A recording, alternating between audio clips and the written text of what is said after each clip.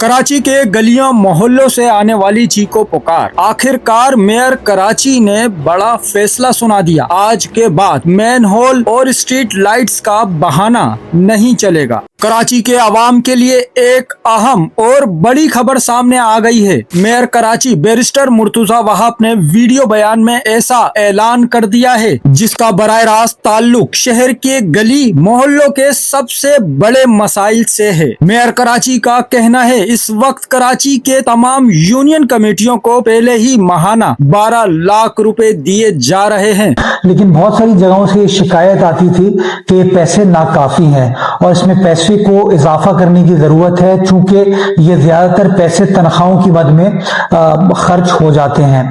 हमने इस मामले को अपनी हुकूमत के सामने रखा, सिंध हुकूमत के सामने रखा, और मैं शुक्रगुजार हूं पाकिस्तान पीपल्स पार्टी की सिंध हुकूमत का कि उन्होंने इस 5 लाख के मंथली अमाउंट को बढ़ा के 12 लाख रुपए कर दिया। लेकिन इसके बावजूद मकामी सतह पर बार बार फंड्स ना होने की शिकायत सामने आती रही। अब इस मसले को जड़ से खत्म करने के लिए KMC ने एक और बड़ा फैसला कर लिया है। हर यूनियन कमेटी को अब मैन होल्स और स्ट्रीट लाइट्स की मरम्मत के लिए माहाना 1 लाख रुपए इजाफी दिए जाएंगे। मेयर कराची ने वाजे किया ये रकम Karachi water and sewerage corporation की जानिब से रखे गए मैन होल्स कवर के अलावा होगी, यानी अब कोई बहाना नहीं चलेगा। गलियों के मैन होल हो या अंधेरे में डूबी सड़कें, काम हर सूरत होगा। सवाल ये है नाजरीन, क्या ये ऐलान वाकई कराची के मसाइल हल करेगा? कमेंट सेक्शन में जरूर बताएं।